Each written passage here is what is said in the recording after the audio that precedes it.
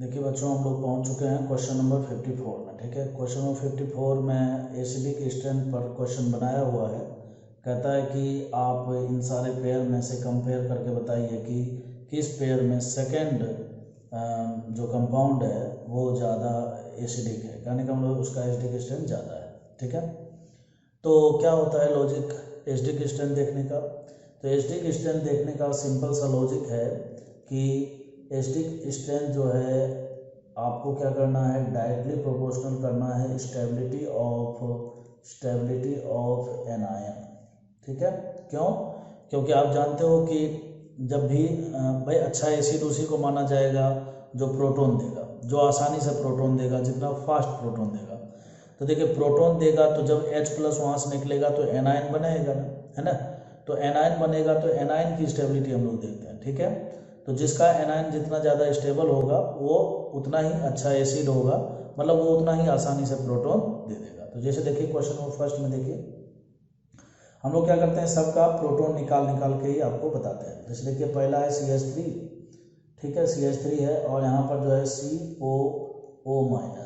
ठीक है, फिर उसके बाद देखिए यहाँ पर है CH2 और यहाँ पर फ्लोरीन है, और फिर उसके बाद जो है मैं यहाँ पर COO- कर देता हूँ, क्योंकि COO- तो देखिए सब में आना है। अब गौर से देखिए बच्चों यहाँ पर, तो यहाँ पर भी एनायन है और यहाँ पर भी एनायन है। ठीक है, लेकिन फर्स्ट वाले एनायन में जो है यहाँ से देखिए इसको क्या मिल रहा है, प्लस आई इफेक्ट मिल रहा है, जबकि यहाँ पर इस फ्लोरीन के जुड़ जाने से यहाँ पर क्या मिल रहा है, माइनस आई इफेक्ट मिल रहा है। और एनायन को स्टेबिलिटी कौन देता है ना, एनायन को स्टेबिलिटी देता है इलेक्ट्रॉन खींचने वाला। जैसे कोई भूखा आदमी है, ठीक है, भूखा मतलब इलेक्ट्रॉन की कमी है। ठीक है, तो भूखा आदमी है तो उसको सुकून कब मिलेगा, जब उसको कोई इलेक्ट्रॉन देगा। ठीक है, और जैसे मान लीजिए कि कोई है कि नहीं उसके पास बहुत ज़्यादा हो गया पैसा, ठीक है, तो वो खुश कब रहेगा, जब वो क्या करेगा, पैसा लुटाएगा। ठीक है, तो पैसा लुटाने का मतलब डोनेट करेगा, देगा। समझ गए बात को? तो वैसे एनायन को स्टेबिलिटी मिलता है जब उसे कोई इलेक्ट्रॉन खींचे। ठीक है, जब उसे कोई इलेक्ट्रॉन क्या करे, खींचे। और कैटायन को स्टेबिलिटी कब मिलता है, जब उसको कोई इलेक्ट्रॉन दे। तो यहाँ पर देखिए ये क्या है, एनायन है, एनायन को स्टेबिलिटी मिलता है इलेक्ट्रॉन खींचने वाले ग्रुप से, तो यहाँ माइनस आई लग रहा है। तो हम बोलेंगे कि इन दोनों में से सेकेंड का एनायन ज़्यादा स्टेबल है। क्यों? क्योंकि इसमें माइनस आई, इसमें प्लस आई। ठीक है, तो हम बोलेंगे कि सेकेंड का एसिडिक स्ट्रेंथ ज़्यादा है। तो जो आंसर चाहिए था वो तो देखिए मिल गया, फिर भी एक आध में और समझा देता हूँ। जैसे देखिए यहाँ पर है, दूसरा में है CH2 और यहाँ पर फ्लोरीन लगा हुआ है, और फिर उसके बाद देखिए यहाँ पर CO- बना लेता हूँ। फिर यहाँ पर देखिए CH2 है और यहाँ पर देखिए क्लोरीन है और ये देखिए COO- है।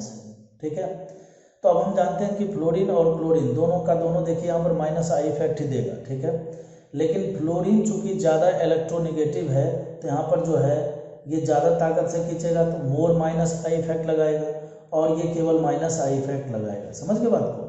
चूँकि फ्लोरीन और क्लोरीन में इलेक्ट्रोनिगेटिविटी अगर देखा जाए तो फ्लोरीन का सबसे ज़्यादा, फिर क्लोरीन का, फिर ब्रोमीन का, फिर आयोडीन का।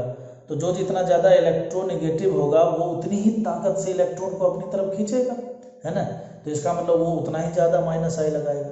और जिसमें हम तो अभी बताए थे आपको कि एनायन को स्टेबिलिटी कब मिलेगा, एनायन को स्टेबिलिटी तब मिलेगा जब उससे कोई इलेक्ट्रॉन ले जाएगा, है ना, जब उससे कोई इलेक्ट्रॉन ले जाएगा। और कैटायन को स्टेबिलिटी कब मिलता है, जब उसको कोई इलेक्ट्रॉन दे।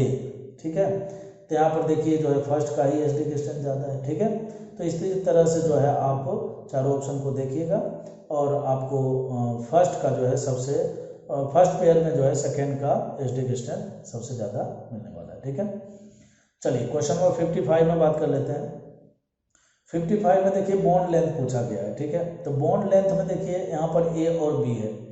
अब गौर से आप देखिए यहाँ पर, तो ये जो B है ना, ये प्योर सिग्मा बॉन्ड है। क्या है? प्योर सिग्मा बॉन्ड है। ठीक है, और यहाँ पर देखिए A जो है ना, ये प्योर सिग्मा बॉन्ड दिख तो रहा है लेकिन ये रह नहीं पाएगा। दिख तो रहा है लेकिन रह नहीं पाएगा। सवाल उठता है क्यों? वो इसलिए बच्चों, क्योंकि देखिए यहाँ पर गौर से, यहाँ पर देखिए पाई, सिग्मा और पाई है, और पाई, सिग्मा, पाई के कारण जो यहाँ पर क्या है, कंजुगेशन बन रहा है। और कंजुगेशन बनने से क्या हो जाएगा, यहाँ पर रेजोनेंस स्टार्ट हो जाएगा।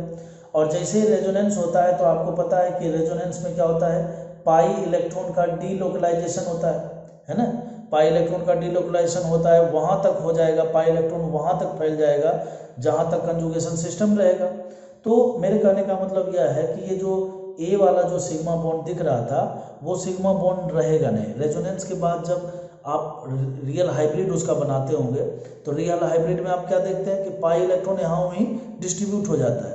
तो वो जो सिग्मा बॉन्ड है, सिग्मा बॉन्ड था ए, वहाँ पर पाई इलेक्ट्रॉन का एक लेयर आ जाएगा। तो पाई इलेक्ट्रॉन का लेयर आने का मतलब क्या है, वहाँ पर पाई बॉन्ड कैरेक्टर आ गया। और हम जानते हैं कि सिग्मा बॉन्ड और पाई बॉन्ड में, सिग्मा बॉन्ड और पाई बॉन्ड में बॉन्ड लेंथ किसका ज़्यादा होता है, सिग्मा बॉन्ड का बॉन्ड लेंथ ज़्यादा होता है। ठीक है, तो कहने का मतलब है कि यहाँ पर जो है बी का बॉन्ड लेंथ ए से ज़्यादा होगा। ए का कम क्यों हुआ बच्चों, क्योंकि उसमें पार्शियल डबल बॉन्ड कैरेक्टर आ गया। पार्शियल डबल बॉन्ड कैरेक्टर आया, किस लिए आया, कैसे आया, तो रेजोनेंस से आया। ठीक है, तो हर हमेशा ध्यान रखिए प्योर सिग्मा बॉन्ड जो है मतलब सिग्मा बॉन्ड जो है वो पाई बॉन्ड से ज़्यादा लंबाई का होता है। ठीक है, खैर अब देखिए यहाँ पर क्वेश्चन नंबर 56। क्वेश्चन नंबर 56 में बोलता है कि lowest boiling point.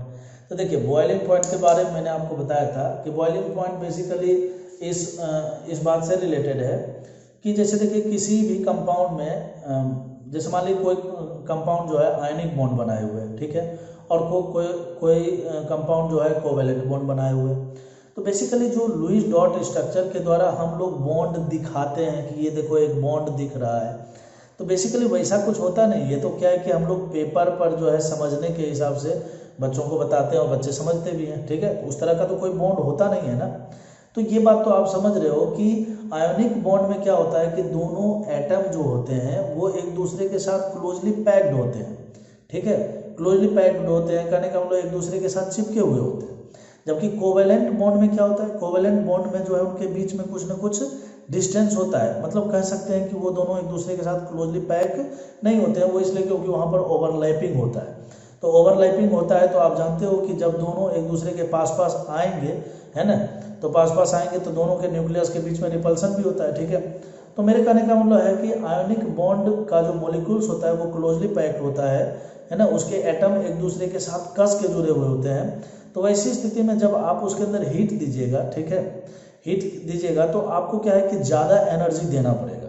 Heat is the source of energy. ठीक है, तो ज़्यादा एनर्जी देना पड़ेगा उस एटम को अलग अलग करने के लिए। ठीक है, तो एक चिपका हुआ और एक पहले से ही दूर है, तो आयोनिक बॉन्ड का इसलिए बॉइलिंग पॉइंट क्या होता है, ज़्यादा होता है। अब यही कॉन्सेप्ट आप लगाइए यहाँ पर। जैसे मान लीजिए कि कोई एक कंपाउंड ऐसा दे दिया और उसमें हाइड्रोजन बॉन्डिंग हो रहा हो, तो हाइड्रोजन बॉन्डिंग अपने आप में एक वीक बॉन्ड है, लेकिन बॉन्ड तो है ना। ठीक है, तो अगर किसी कंपाउंड में हाइड्रोजन बॉन्डिंग हो रहा हो और यदि किसी कंपाउंड में कोई प्रकार का हाइड्रोजन बॉन्डिंग नहीं दिख रहा हो, ठीक है, तो हाइड्रोजन बॉन्डिंग में क्या होता है, पोलराइजेशन होता है। हाइड्रोजन बॉन्डिंग कहाँ पर होता है, जब हाइड्रोजन जुड़े हुए होते हैं नाइट्रोजन से, ऑक्सीजन से, फ्लोरीन से, कहीं कहीं पर क्लोरीन के साथ भी देखा जाता है। ठीक है, तो कहने का मतलब है कि जब हाइड्रोजन बॉन्ड किसी भी कंपाउंड में एग्जिस्ट कर रहा होता है तो वहाँ पर जो है कंपाउंड एक दूसरे से जुड़े हुए होते हैं। और यदि किसी कंपाउंड में मान लीजिए हाइड्रोजन बॉन्डिंग जैसा कोई कॉन्सेप्ट लागू नहीं हो रहा है, तो इसका मतलब वहाँ पर फोर्स ऑफ अट्रैक्शन क्या है, थोड़ा वीक है। तो अब ऑब्वियस ही बात है, हाइड्रोजन बॉन्डिंग के कारण जो है आपको क्या करना पड़ेगा, ज़्यादा एनर्जी देना पड़ेगा उसको सेपरेट करने के लिए। समझ गए मान लो, तो इसीलिए किसी भी कंपाउंड में अगर मान लीजिए हाइड्रोजन बॉन्डिंग दिख रहा है तो की पॉसिबिलिटी है तो उसका बॉइलिंग पॉइंट ज़्यादा होगा, और कहीं पर हाइड्रोजन बॉन्डिंग नहीं दिख रहा है तो वहाँ पर उसका बॉइलिंग पॉइंट कम होगा। तो देखिए 1 डिग्री एमीन के बारे में आपको बताता हूँ। तो 1 डिग्री एमीन में कुछ ऐसा ही तो होगा बच्चों। देखिए नाइट्रोजन, तो यहाँ पर देखिए हाइड्रोजन नाइट्रोजन के साथ जुड़ा हुआ है, तो चूंकि हाइड्रोजन नाइट्रोजन के साथ जुड़ा हुआ है तो बताइए क्या यहाँ पर पोलराइजेशन नहीं होगा, तो पोलराइजेशन होगा तो ऐसे ऐसे सारे मॉलिक्यूल जो होंगे क्या होंगे, एक दूसरे के साथ बॉन्डेड होंगे। 2 डिग्री एमीन में देखिए तो 2 डिग्री एमीन में NH, और फिर यहाँ पर भी देखिए नाइट्रोजन के पास जो है हाइड्रोजन है, मतलब हाइड्रोजन बॉन्डिंग बना सकता है। लेकिन 3 डिग्री एमीन के साथ दुख की बात क्या है, यहाँ पर देखिए नाइट्रोजन के पास एक भी हाइड्रोजन ऐसा नहीं है जो हाइड्रोजन बॉन्ड बनाने के लिए तैयार है।